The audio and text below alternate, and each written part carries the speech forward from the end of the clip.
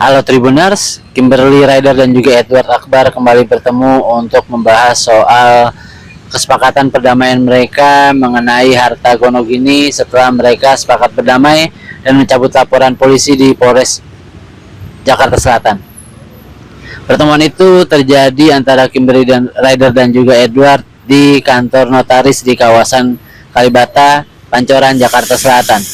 Dalam kesepakatan itu pun mereka sepakat untuk menentukan harta gonogini mana saja yang mereka dapatkan. Namun setelah terjadinya kesepakatan, Edward Akbar dilabrak oleh mantan mertuanya sendiri atau ibunda dari Kimberly Rider, yaitu Irvina Zainal, di mana ibunda dari Kimberly menanyakan perihal nafkah cucu-cucunya atau anak dari Kimberly kepada Edward, di mana menurut Irvina selama ini nafkah yang diberikan oleh Edward Akbar dianggap tidak layak. Bahkan menurut pengakuan Irvina, selama 5 tahun menikah, Kimberly Rider dan anak-anak hanya mendapatkan nafkah sebesar 2 juta saja.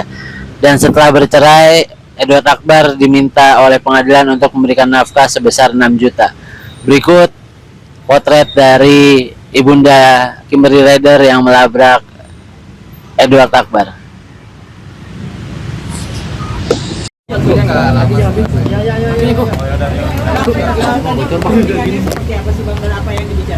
Jadi bicarakan ini perdamaian yang sudah diatur dengan kuasa hukum masing-masing, di mana mobil itu nanti kan akan dijual. Pembagiannya itu 60% untuk Kimberly, 40% ke saya, yang dimana juga untuk nafkah anak karena pekerjaan saya masih belum lancar kembali. Terus untuk rumah dan jadi 2 petak tanah dan 1 bangunan rumah itu untuk Kimberly. Saya tanah kosong yang dimana tidak akan saya jual sampai akhir hayat, dan kalau saya meninggal untuk anak-anak. Kisahnya untuk masalah materi itu sih. Ada yang ditanyakan selain materi? Tadi sempat perdebatan di dalam mungkin apa yang dibicarakan? Iya, enggak lah, itu cuma pembicaraan biasa. Tolong bagaimana soal untuk anakmu biaya sekolah yang lebih dari Ibu, dengan rasa jangan hormat, begitu, jangan kamu bangga dengan pemberian anakmu sejumlah 6 juta. Apakah kamu bangga dengan hasil 6 juta kepada anakmu? saya tidak bangga, Bu, Dan tapi saya 2 juta aja selama perkawinan anak saya. tidak 2 juta saja, Bu. Oh, Tapi saya diam saja. Anak saya. Ibu bicara sama kan No, saja. sama. Kalau sebagai laki, tanggung jawab yang baik. Hah? Oke.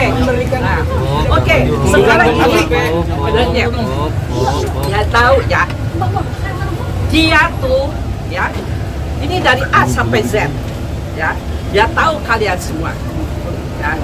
Ini unek-unek, saya aja kaget dengan anak saya, apa yang dia lakukan kepada anak saya. Hah? Dia memberikan 2 juta ya untuk selama 5 tahun. Lo pikirkan, lagi itu saya udah bilang. Sekarang dia menafkahi 6 juta. Lo pikir cukup? Apakah dia berpikir bangga? Oh enggak. 6 juta itu dia bilang, oh untuk ngaji dan makan. Terus dari pendidikannya kemana? Cucu saya mesti hanya mengaji, mau jadi ustazah, apa mau jadi kiai? Hahaha, nggak mungkin kan? Nggak mungkin. Pendidikan aja anak cucu aja 50 juta dalam setahun. Bulanannya aja berapa tahu? 2 anak 5 juta. Dia hanya kasih 6 juta. Terus dia pikir dia udah bangga. Oh saya ini ketemu anak saya.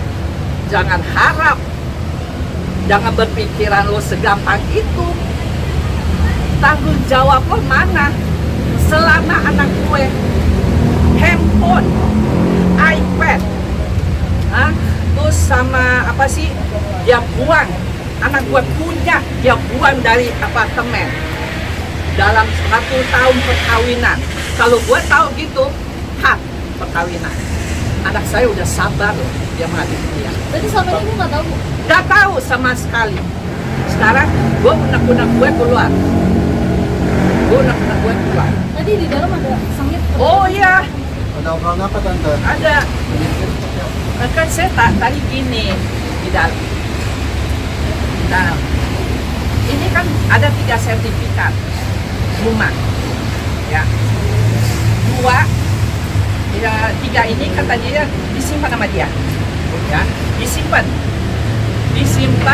terus segitu udah disimpan, terus sama data-data paspor, data-data anak, apa bla bla bla bla bla, ya, dia simpan.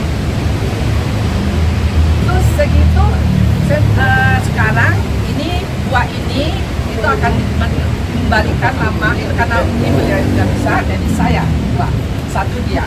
Tadi di dalam saya jelaskan lah